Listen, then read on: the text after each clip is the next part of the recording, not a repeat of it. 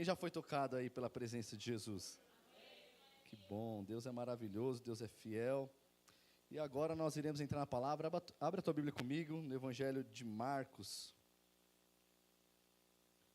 Capítulo de número 11. Nós leremos a partir do versículo de número 12.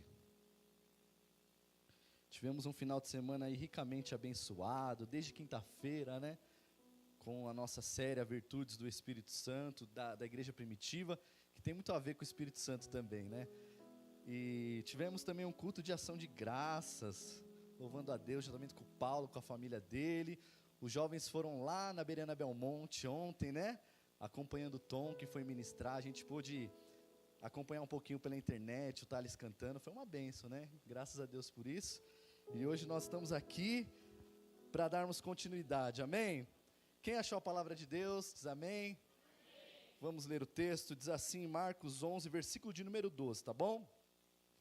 No dia seguinte, quando estavam saindo de Betânia, Jesus teve fome. Ao observar a certa distância uma figueira com folhas, foi ver se encontraria nela algum fruto. Aproximando-se dela, nada encontrou a não ser folhas, porque não era tempo de figos. Então Jesus disse à figueira: ninguém mais coma do seu fruto. Os seus discípulos ouviram-no dizer isso.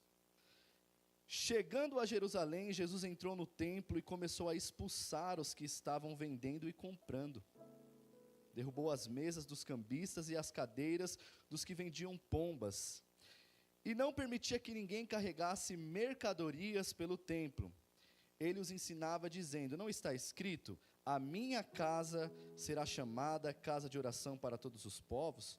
Mas vocês fizeram dela um covil de ladrões. Os chefes dos sacerdotes e os mestres da lei ouviram essas palavras e começaram a procurar uma forma de matá-lo, pois o temiam, visto que toda a multidão estava maravilhada com o seu ensino. Versículo de número 19, ao cair da tarde, eles saíram da cidade. Uma palavra de oração. Pai, muito obrigado por essa noite, pelos louvores entoados, Jesus, por tudo que nós entregamos ao Senhor aqui. Agora iremos te adorar ouvindo a tua palavra. Nós pedimos que o Senhor fale conosco nessa noite de uma maneira especial. A tua palavra nos edifica, nos consola, nos dá direcionamento, e nós queremos sair daqui cheios do teu Espírito Santo a partir dela. É o que nós te pedimos, agradecidos em nome de Jesus. Amém. Irmãos, esse texto aqui, nós observamos ele quando nós lemos do versículo 1 até o versículo de número 33, que Jesus foi 3 vezes para Jerusalém.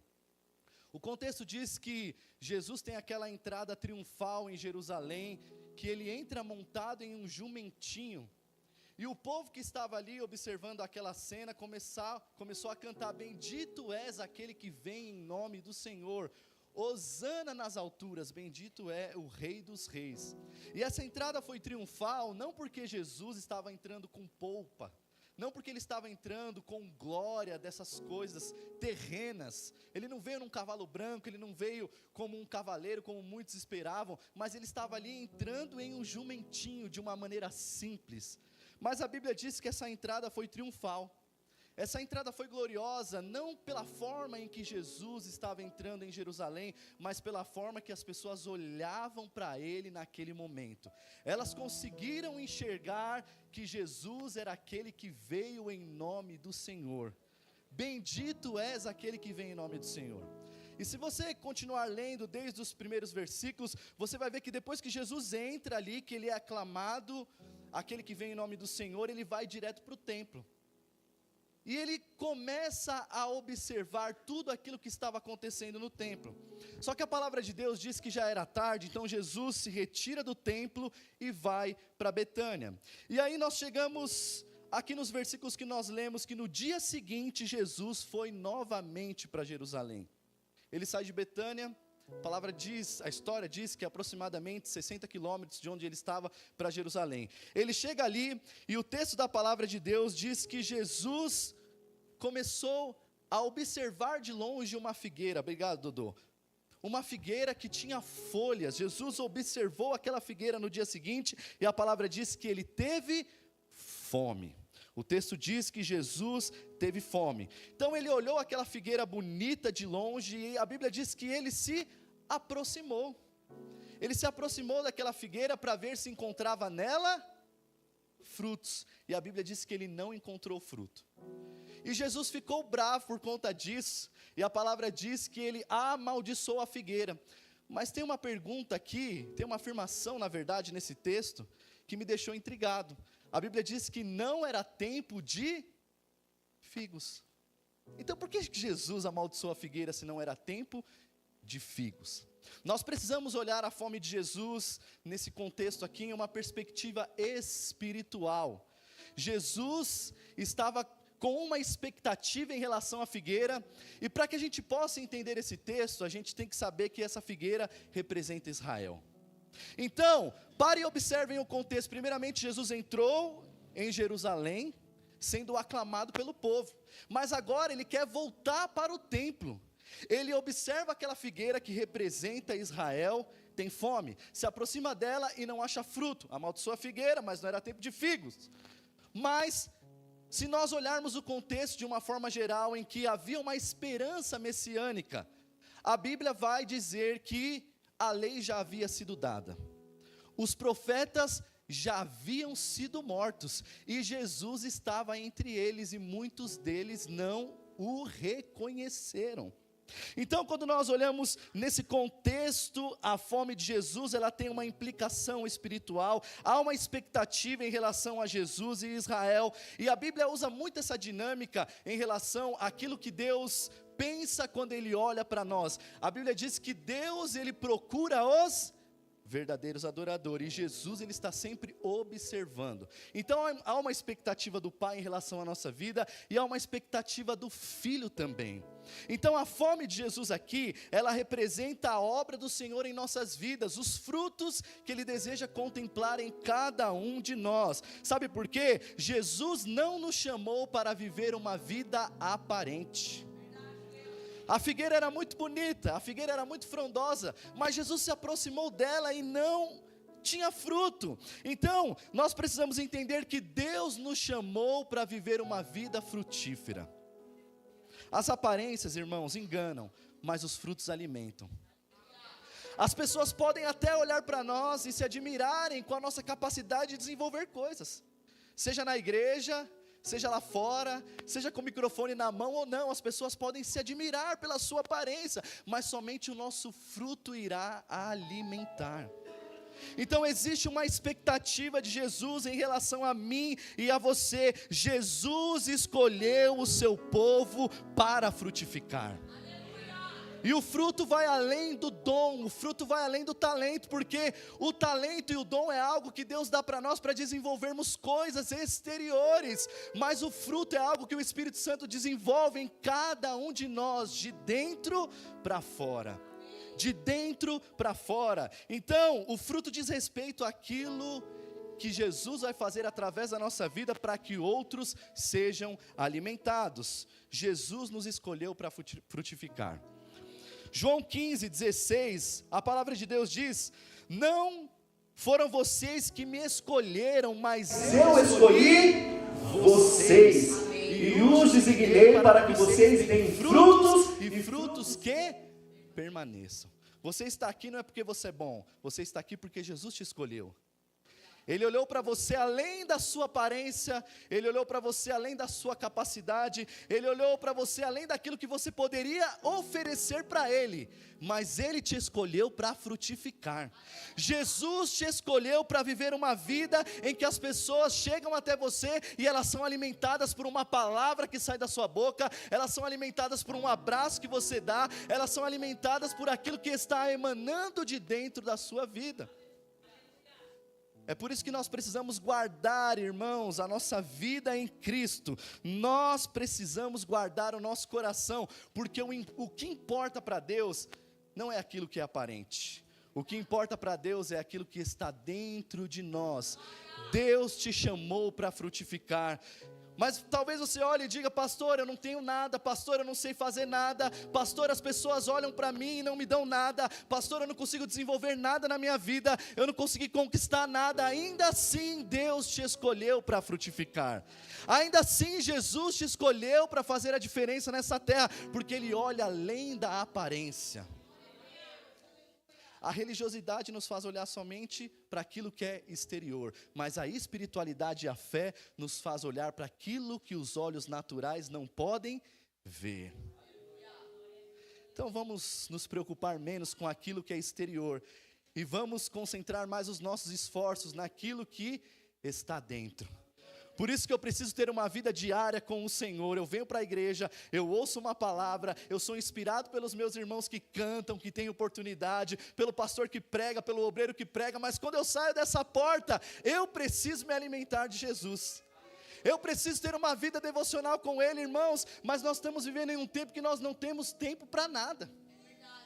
A gente tem muita ferramenta hoje para desenvolver tantas coisas, mas parece que o tempo está escasso. Ei! Em nome de Jesus, vamos parar um pouquinho para concentrar os nossos esforços para aquilo que os olhos naturais não podem ver. Existe uma expectativa em relação a Jesus sobre as nossas vidas. Ele olha para nós e deseja ver frutos. Deus escolheu o seu povo para fazer a diferença nessa terra. Israel se tornou um povo estéril, espiritual, por causa que aquela figueira ali foi amaldiçoada por Jesus. E o texto da palavra de Deus continua dizendo, versículo de número 15: chegando Jesus a Jerusalém, entrou no templo e começou a expulsar os que estavam vendendo e comprando. Derrubou as mesas dos cambistas e as cadeiras dos que vendiam pomba. E não permitia que ninguém carregasse mercadoria pelo templo. Ele os ensinava dizendo: não está escrito, a minha casa será chamada casa de oração para todos os povos. Sabe o que Jesus faz aqui? Ele vai lá e purifica o templo. Porque a religiosidade nos faz apenas buscar aquilo que é dessa terra. A religiosidade nos faz viver uma vida aparente, mas por dentro nós estamos ocos e vazios. A religiosidade, ela vai além daqueles que às vezes pecam, caem. A religiosidade é um equívoco espiritual, quando nós pensamos que nós estamos fazendo a coisa certa, que Deus está se agradando de nós, mas muitas vezes não tem nada dentro, está oco. É uma vida vazia, é uma tabela que eu preciso cumprir, é uma rotina, e aí então, quando a casa está vazia, o que acontece? Outras coisas que não vêm de Deus começam a ocupar a casa. E foi exatamente isso que aconteceu, porque Jesus agora vai para a cúpula religiosa, para o lugar de adoração, para o lugar onde os líderes, onde aqueles homens que eram doutores da lei deveriam estar orando, deveriam estar se santificando, ensinando a lei, ensinando a palavra para o povo, mas eles estavam fazendo da casa do Senhor um comércio. E Jesus chega ali como Messias, e eles não reconhecem Jesus como Messias. Os homens que observavam a lei, os homens que conheciam a Torá, os homens que estavam ali não reconheciam Jesus. E aí então sabe o que Jesus faz? Ele começa a purificar o templo, ele começa a tirar tudo aquilo que está errado, colocando cada coisa no seu devido lugar. Jesus diz: a minha casa será chamada casa de oração para todos os povos. Se alguém te perguntasse qual é o endereço da casa de Deus, você precisa responder a oração. Hoje Deus não habita mais em templos feitos por mãos de homens. O endereço da casa de Deus é a oração, e você é o templo do Senhor. E a minha pergunta para você: como que está a sua vida de oração, irmão? A gente pode se alimentar o dia inteiro de palavras vindas do YouTube, a gente pode ser ministrado pela vida de alguém, a gente pode fazer a mentoria A, B, C, D e qual que você quiser, mas só existe um jeito de nós purificarmos o templo: tendo uma vida consagrada e de oração. Falar sobre a oração é muito fácil, porém ter uma vida de oração é muito mais desafiador. Só que não existe uma fórmula, não existe um jeito certo, cada um ora do seu jeito, cada um tira um tempo que for melhor. O que você precisa fazer é começar a orar, porque quando você começa a orar, o templo começa a ser purificado. Sabe, os cambistas vendiam os animais para o sacrifício na porta do templo. Preste atenção nisso. Sendo que para o judeu oferecer um sacrifício no templo, ele deveria se preparar no mínimo 14 dias. Então, esse gesto de vender ali um animal para o sacrifício estava errado, porque o culto não começava no templo, o culto começava em casa. A religiosidade nos faz pensar que o culto começa dentro da igreja, quando na verdade o preparo do nosso culto precisa ser muito antes. Então Jesus fica revoltado com essa cena, porque ele está dizendo: olha, não foi assim que vocês aprenderam. Vocês estão roubando a adoração, vocês estão fazendo de uma maneira errada. Vocês estão adorando a Deus no improviso, quando Deus precisa que nós nos preparemos para oferecer uma verdadeira adoração. Quantos estão me entendendo aqui, nessa noite? Jesus nos ensinando sobre preparo. O meu culto não começa às 18 horas, o meu culto começa quando eu abro os meus olhos na minha casa, quando eu levanto da minha cama, quando eu preparo meu coração. A fé nos faz viver uma vida de preparo. Diga comigo, a fé nos faz viver uma vida de preparo, enquanto a religiosidade me faz viver de improviso. Você já viu crente que só chega atrasado na igreja, que está sempre correndo, pega um menino, pega... Pastor, mas a nossa vida hoje é muito corrida. Eu concordo, mas o domingo é do... Isso não está na Bíblia, mas a gente tem que ter um dia. A gente tem que ter um jeito certo. A gente tem que ter um jeito que nos faz olhar para aquilo que é sagrado e não negociarmos. Hoje, quando nós vivemos uma vida de religiosidade, a gente busca o Senhor com intensidade, quando nós precisamos de uma bênção, quando nós precisamos de uma porta, e aí então nós fazemos uma campanha de 7 dias de cura, e você vem e participa dos 7, e quando você recebe a cura, muitas vezes, você não aparece mais na igreja, ou nós não aparecemos mais na igreja. A religiosidade nos faz olhar para a necessidade, quando a espiritualidade nos faz olhar para o propósito. Você é o templo do Senhor, e você precisa se preparar para oferecer a Ele uma adoração que agrade o seu coração.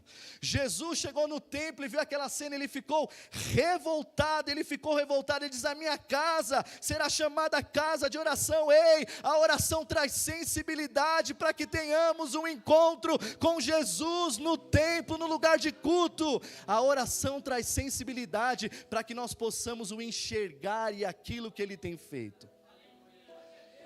Irmãos, a Bíblia diz que a multidão estava maravilhada. O povo conclamou Jesus como aquele que veio em nome do Senhor, mas e aqueles homens que conheciam a lei? E os doutores que observavam a lei e os profetas? O Messias já estava entre eles e eles não o reconheceram. Isso muitas vezes não está muito distante da nossa vida, porque Jesus tem te dado sinais de que Ele é contigo. Jesus tem te dado sinais que Ele está trabalhando na sua vida. Tudo que você precisa fazer é enxergar. E qual é a receita, pastor, para enxergar? Diga comigo: oração. A minha casa será chamada casa de oração para todos os povos. Você é o endereço da casa de Deus, e você precisa ter uma vida de oração. Ensine seus filhos a orarem.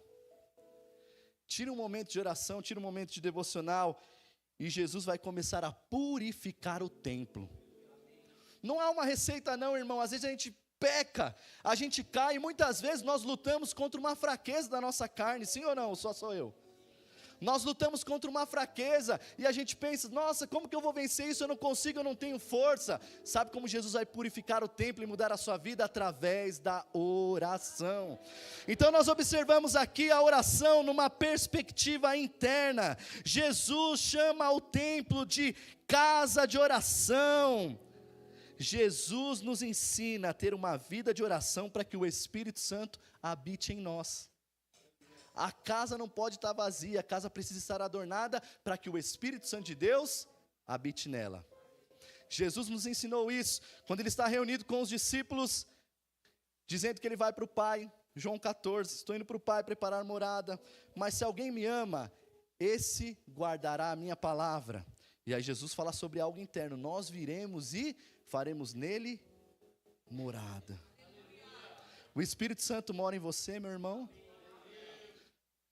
Ou o que tem morado no seu coração nesses últimos dias é a tristeza, o desespero, a ansiedade, a angústia.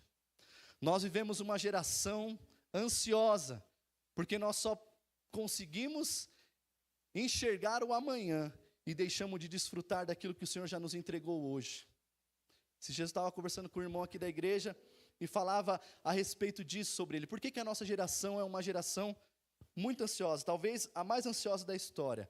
Porque a gente esquece de olhar aquilo que Deus tem feito e só olha para aquilo que Ele não fez e o que nós precisamos de conquistar. E aí a gente vive uma insaciedade tão grande. A gente quer conquistar, não é pecado você querer uma vida melhor, não é pecado você ter o desejo de trocar o seu carro, não é pecado você ter o desejo de fazer uma faculdade, mas muitas vezes a gente esquece de celebrar o hoje. E Jesus diz, basta para cada dia o seu mal. O que nós precisamos entender é que o Senhor está no nosso amanhã, e se Ele está lá, é o suficiente, eu preciso descansar nele. Mas já percebeu que a gente só consegue olhar, muitas vezes, para a vida daqueles que já conquistaram mais do que nós, e esquecemos de olhar para aqueles que muitas vezes têm menos do que nós, e observar a forma com que eles vivem? Esses dias Deus falou muito comigo de um irmão muito simples, e ele estava contando que ele tomou um prejuízo, e ele trabalha muito, ele põe a mão na massa, tudo que ele precisa fazer para trazer o pão para sua casa, ele faz. E aconteceu uma situação desagradável, ele tomou um prejuízo, e a pessoa brigou com ele, sabe o que ele falou? Pastor, eu não briguei não, eu estava no meu direito, porque eu já tinha despachado a mercadoria, o Pai cuida de todas as coisas. Eu olhei para aquilo e falei, eu não sou crente não. Falou, pastor, está tudo certo, o Pai está cuidando. E aí o Espírito Santo começou a ministrar no meu coração, falou, olha isso. Muitas vezes eu estou te cercando de bem, eu estou fazendo a obra na sua vida, eu estou dando sinais de que eu estou contigo, e você está reclamando, você não consegue desfrutar do hoje, você só consegue buscar aquilo que você não tem, e você vive ansioso. E aí sabe o que aconteceu com ele? Pelo testemunho dele, ele vendeu 3 vezes mais, porque ele diz, o Pai está cuidando. Que o Senhor guarde o nosso coração das mágoas, que o Senhor guarde o nosso coração da ansiedade, que o Senhor guarde o nosso coração do desespero, porque quando nós entendemos que nós somos a casa do Senhor, e que o endereço da casa de Jesus é oração, nós trocamos a ansiedade pela oração, nós trocamos a murmuração pela oração, nós trocamos o lamento pela oração, porque Deus está cuidando de todas as coisas. Eu não sei como está o seu interior, mas eu estou aqui para dizer que existe um Jesus que está limpando a casa e purificando o templo. Não importa se você pecou, não importa se você errou, não importa se você caiu, Jesus purifica o templo, e Ele está colocando cada coisa no seu devido lugar nessa noite. Vocês estão agindo errado, mas não tem problema não, eu estou aqui. Vocês estão caminhando errado, não tem problema não, eu estou aqui. Ele começou a virar as mesas, colocando cada coisa no seu devido lugar, porque é exatamente isso que Jesus faz, e Ele me manda te dizer que você hoje sairá daqui com tudo organizadinho. O Espírito Santo me diz, tem uma pessoa que entrou aqui dizendo, minha vida está uma bagunça, e Ele me manda te dizer, você vai sair daqui com todas as coisas no seu devido lugar.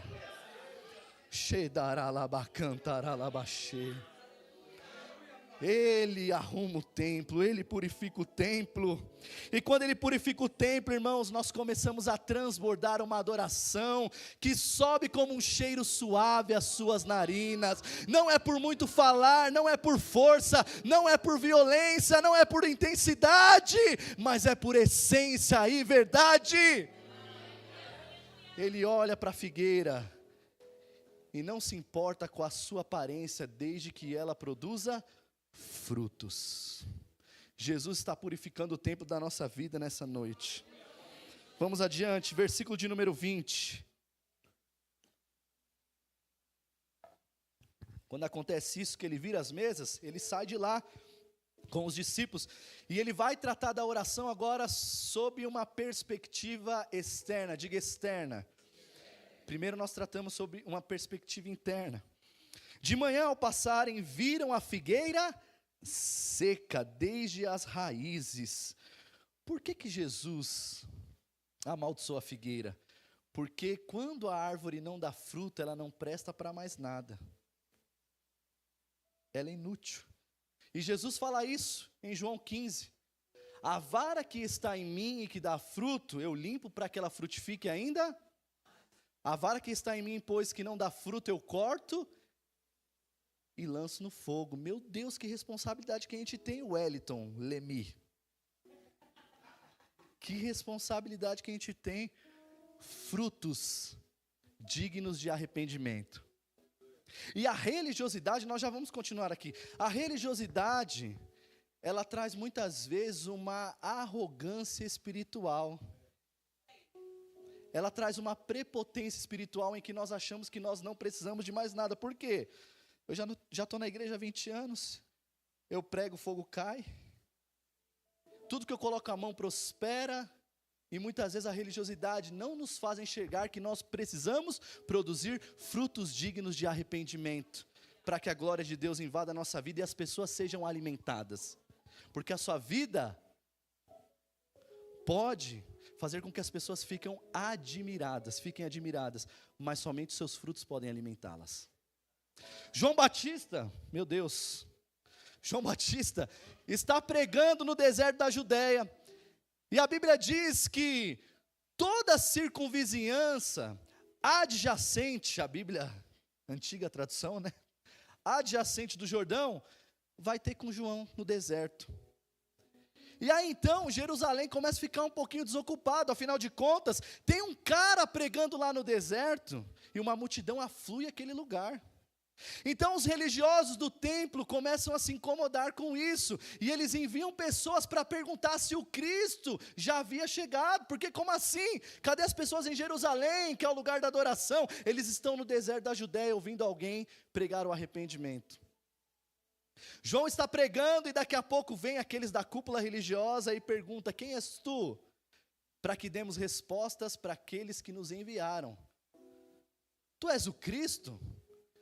João poderia, naquele momento, falar: olha o tanto de gente que está aqui, eu só estou pregando aqui, não estou em Jerusalém, não tenho uma qualificação religiosa. Se fosse muitos de nós naquele momento, vou voar, claro que eu sou o Cristo. Afinal de contas, quem iria dizer ao contrário? Olha tanta gente que tem aqui, mas João diz: eu não sou o Cristo, eu sou apenas uma voz que clama no deserto. Porque eu vos batizo com água para o arrependimento, mas o que vem após mim é muito maior do que eu, cujas alparcas dos seus pés eu não sou digno de desatar. Esse aí vos batizará com o Espírito Santo e com fogo. Ele tem na sua mão uma pá, ele recolherá o trigo na sua eira e queimará a palha em fogo inextinguível. Sabe para quem João está pregando? Para os religiosos, para os da espiritualidade equivocada, porque João diz assim: olha, raça de víboras, quem vos ensinou a fugir da ira vindoura? Vós presumais em vós mesmos, nós temos por pai Abraão, pois eu te digo que até dessas pedras aqui ele pode suscitar filhos a Abraão. Produzir, pois, frutos dignos de arrependimento. Os religiosos equivocados naquela hora, João traz uma palavra dura, dizendo que quem frutifica será recolhido na eira do Senhor, mas a palha será queimada em fogo inextinguível. Esse fogo aqui, esse batismo com fogo aqui, não é um batismo do Espírito Santo. Aliás, nós dizemos que quem é batizado com fogo, você é batizado com o Espírito Santo, você é batizado com fogo por causa de Atos dos Apóstolos, línguas repartidas como que... Por isso que a gente fala, olha, línguas de fogo, mas aqui não, aqui é um fogo de juízo. Quem não frutifica, para ele está preparado um fogo que queimará de forma inextinguível. Jesus, preste bem atenção no que eu vou dizer, Jesus tem mais prazer de sentar à mesa com pecadores do que com religiosos. Isso é muito forte. Jesus tem mais prazer de se assentar à mesa com pecadores do que com religiosos. Ele tem mais prazer de se assentar à mesa com você quando você olha para dentro de si e nota que existem coisas que precisam ser mudadas. E nota que existem coisas na sua vida, assim como na minha, que precisam ser melhoradas. E quando nós temos essa consciência, nós não vivemos uma religiosidade equivocada, e Ele tem prazer de se assentar à mesa conosco. Senhor, mas quem é esse homem aí que come com os pecadores? Ele não estava preocupado com a sua reputação, ele estava preocupado em salvar a vida daquelas pessoas, porque Jesus fazia da mesa o seu púlpito, e dos relacionamentos a sua maior estratégia. Ele sentava com pecadores, para que eles pudessem receber o reino. Então Jesus deseja encontrar em nós frutos dignos de arrependimento, e Ele vai continuar no versículo de número 20, quem está comigo diz amém. De manhã, ao passarem, viram a figueira seca desde a raiz. Pedro, lembrando-se disso, disse a Jesus: Rabi, vê que a figueira que amaldiçoaste secou. Jesus respondeu: tenha fé. Em verdade te digo que se alguém disser a este monte, levanta-se daqui, atira-se no mar, e não duvidar no seu coração, mas crer, assim será feito. Portanto eu digo, tudo o que pedirem em oração, crendo, receberão. A verdade é que nós oramos por muitas coisas, mas não recebemos. Por quê? Por causa da nossa vida infrutífera. Porque quando a vara está enxertada na videira, ela não pede algo que é da sua essência, porque ela está ligada na raiz, que é Cristo. Então Jesus está dizendo assim para Pedro: Pedro, tenha fé. Tenha fé, Pedro, na minha obra, tenha fé naquilo que eu posso fazer. Se você estiver em mim, eu estou parafraseando, o texto não diz isso. Se você tiver uma vida frutífera, você pode ter fé, orar, e tudo que você pedir vai acontecer. Então a oração, a espiritualidade me faz ter uma transformação interna, mas Jesus me ensina que quando eu tenho uma vida espiritual, quando eu tenho uma vida de fé pautada nele, na sua palavra, eu tenho poder para pedir e receber. E Jesus está dizendo: se você pedir e não duvidar, crendo, você receberá. Jesus diz: estes sinais seguirão aos, em meu nome falarão novas línguas, expulsarão demônios, em meu nome imporão as mãos sobre os enfermos e eles serão curados. Irmão, é para você essa promessa. É para você. Talvez você esteja pensando: mas eu não sou pastor, eu não sou presbítero, eu não sou líder. Essa promessa é para aqueles que têm fé, e esses sinais seguirão aos que crerem. Se eu creio, eu recebo pela fé em nome de Jesus. Ah, irmão, isso é para crente pentecostal que tem fé. Você nunca expulsou um demônio no seu nome, você nunca expulsou um demônio com a placa da sua igreja. Nós expulsamos o nome de Jesus. Jesus está traçando uma linha aqui dizendo: olha, essa galera aqui é a galera do material. Eles não conseguem entender que a fé, apesar de ser abstrata, ela tem poder para mover montanhas. Eu não preciso tocar em nada, eu não preciso de rosa ungida, eu não preciso de vassoura ungida, eu não preciso de campanha, eu não preciso do tijolinho que essas igrejas aí vendem. Eu preciso somente estar nele. Tudo, irmão, vou dizer de novo: tudo que eu pedir crendo, eu receberei. Eu posso olhar para minha casa que está vivendo uma situação difícil e dizer: em nome de Jesus, ó Pai, coloque todas as coisas no seu devido lugar, e assim se fará. Eu posso orar por aqueles que estão enfermos em nome de Jesus, dizendo: olha, em nome de Jesus traga cura, e assim se fará. Jesus ensinando sobre fé numa perspectiva externa. Qual foi a última vez, irmão, que você viveu um milagre da parte de Deus? Jesus não mudou, Ele continua sendo o mesmo. E se você tem uma vida nele, até os seus desejos mais singelos, Ele cuida. Essa semana, fui em uma loja e falei para Jesus, vi um tablet lá na loja, e falei para Jesus: eu queria comprar um, mas eu não tenho dinheiro. Mas eu fiquei com um desejo louco para passar o cartão, mas a prudência não me permitiu. Senão eu ia comprar e não ia pagar. Mas eu falei para Jesus, eu queria um tablet. Na quinta-feira eu estou aqui no culto, terminou o culto, o irmão me chama, fala, vem cá pastor, tem um negócio para te dar. Aí eu fui lá.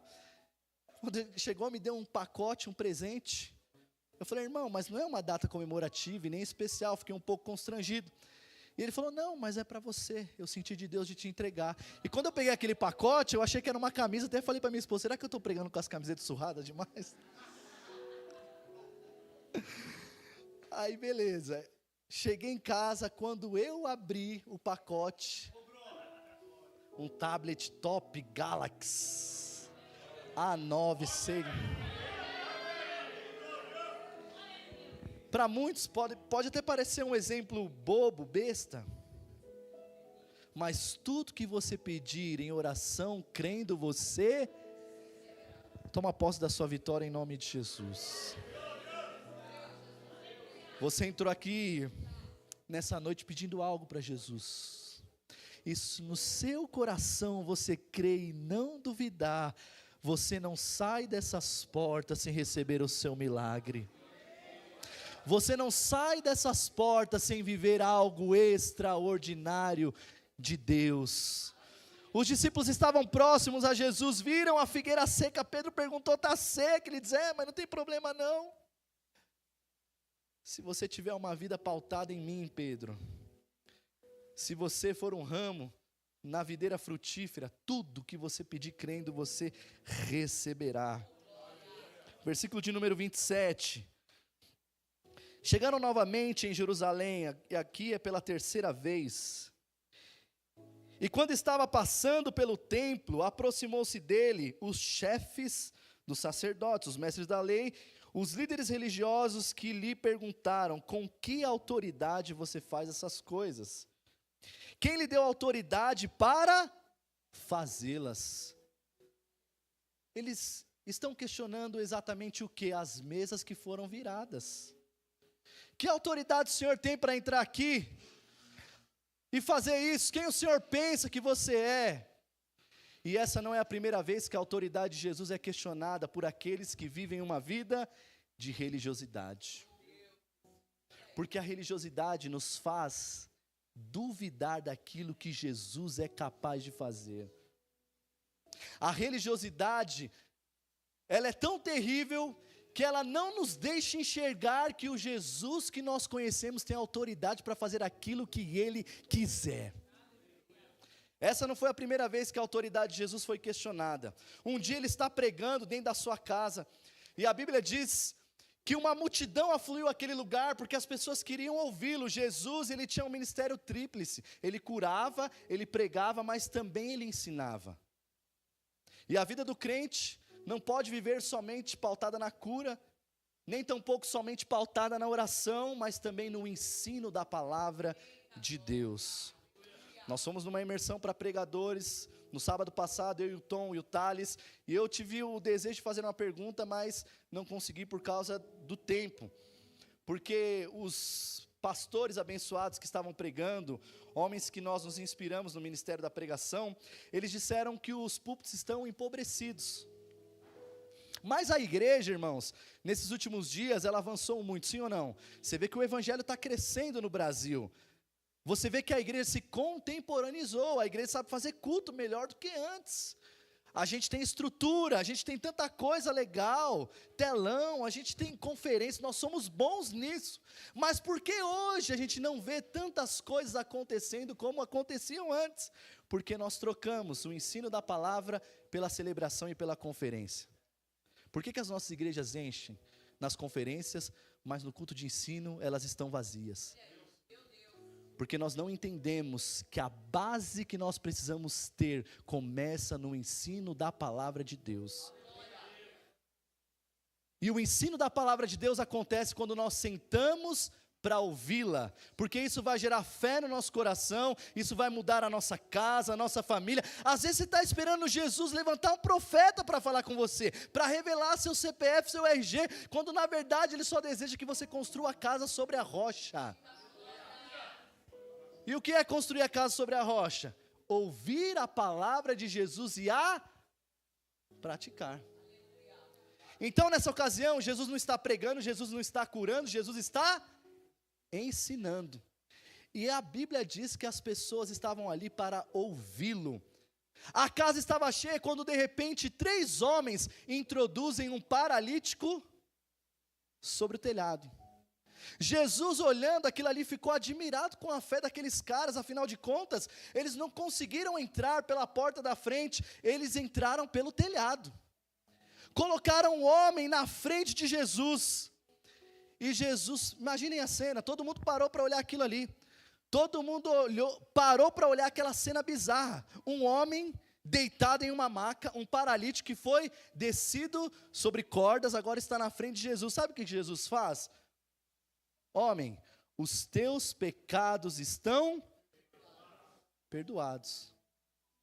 E naquele momento o homem recebeu aquela palavra. Mas os religiosos que estavam ali, os da visão cega, começaram a razoar em seus corações, mas quem esse cara aí pensa que ele é para perdoar pecados?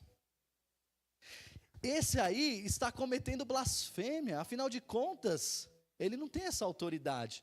Aí Jesus vira e dá uma das declarações mais belas da Bíblia. Para que saibais que o Filho do Homem tem poder na terra, autoridade na terra, para perdoar pecados, a ti te digo, levanta, toma o teu leito e anda. A Bíblia diz que naquele momento, automaticamente o homem saltou da cama, pegou o seu leito e andou, porque Jesus tem autoridade sobre todas as coisas, inclusive sobre pecados. Eu não sei como você entrou aqui nessa noite, talvez você esteja sofrendo com uma enfermidade decorrente de pecado, com uma situação difícil para resolver por conta do pecado, mas existe um que tem autoridade para te purificar dos seus pecados. Jesus tem autoridade sobre pecados, Jesus tem autoridade sobre enfermidades, Jesus tem autoridade sobre os demônios. Basta uma palavra dele e tudo pode mudar. A fé nos faz olhar para Jesus e não duvidar daquilo que Ele é capaz de fazer. Então levanta essa cabeça aí, em nome de Jesus, expulsa esse desânimo da sua vida, expulsa essa religiosidade, porque aquele que prometeu é fiel e Ele vai cumprir. Paulo diz na sua carta aos Coríntios, aquele que começou a boa obra em vós, Ele não terminou. Oh, andaralabaqui, andaralabaxê. Mas pastor, eu estou sofrendo, pastor, eu não vejo saída. Ei, existe um que tem autoridade sobre todas as coisas. Filipenses capítulo de número 2, a partir do versículo de número 5, ele diz que ele se humilhou, ele se esvaziou, mas por causa disso, Deus lhe deu um nome que está acima de todos os nomes, para que todo joelho se dobre nos céus, na terra e debaixo da terra. Ei, quando Ele ordena, até os demônios obedecem. Esse é o Jesus que nós conhecemos, esse é o Jesus que nós confiamos. Ah, irmão, será que você pode adorar a Deus? Você está aqui só para me ouvir pregar? Ou você está aqui pegando essa palavra, guardando no seu coração e entendendo que Ele está aqui hoje, realizando um milagre? Liberando cura, liberando perdão, liberando graça, liberando restauração, porque Ele é Deus, e Ele é poderoso. Jesus foi questionado na sua autoridade, mas os seus atos inegáveis mostram que Ele é Deus. Que nós possamos, irmãos, fugir de uma vida religiosa aparente. Jesus te convida para ir mais fundo nessa noite. Jesus te convida, irmão, a quebrar os seus conceitos e os seus preconceitos, e a partir de hoje não ter medo, mas mergulhar na vida que Ele tem para você. Pastor, mas está tudo errado. Ele está purificando o templo, Ele está limpando a casa, Ele está colocando cada coisa no seu devido lugar, e Ele está liberando uma palavra de vitória sobre a sua vida. Aleluia. Quantos podem adorar a Jesus por isso? Para concluir, A Bíblia diz, existe uma frase, de Reinaldo Ribeiro que diz: só existe um lugar no universo em que é impossível encontrarmos a Deus, é na religiosidade. Deus está em todos os lugares. O salmista disse: se eu fizer a minha cama no mais altos céus, o Senhor lá está. Se eu fizer a minha cama no mais profundo abismo, o Senhor lá está também. Para onde me irei da tua presença? Deus está em todos os lugares. Só existe um lugar onde nós não podemos encontrar Deus, é na religiosidade. Que nessa noite nós possamos olhar para dentro de nós e dizer: Senhor, quebra meu orgulho, quebra a minha espiritualidade aparente. Me perdoa, Jesus, se até hoje eu não deixei o Senhor trabalhar nesse determinado ponto da minha vida, mas a partir de hoje eu deixo o Senhor entrar, eu deixo o Senhor tomar o trono de glória do meu coração, eu deixo o Senhor ser Deus, porque eu quero me encontrar contigo, não somente no culto de domingo, eu quero me encontrar contigo quando eu sentar na minha mesa de trabalho, eu quero me encontrar contigo quando eu sentar à mesa com os meus filhos, eu quero me encontrar contigo numa situação embaraçosa no trabalho, eu quero me encontrar contigo, seja onde for. Toma o primeiro lugar no meu coração, Jesus. Que nessa noite, nós como filhos de Deus, como aqueles que não tiveram a prerrogativa de escolher a vida que nós estamos vivendo. Talvez você esteja me ouvindo nessa noite pensando: eu estou aqui porque eu quis, eu estou aqui porque alguém falou do Evangelho para mim. Você está aqui porque Ele te escolheu.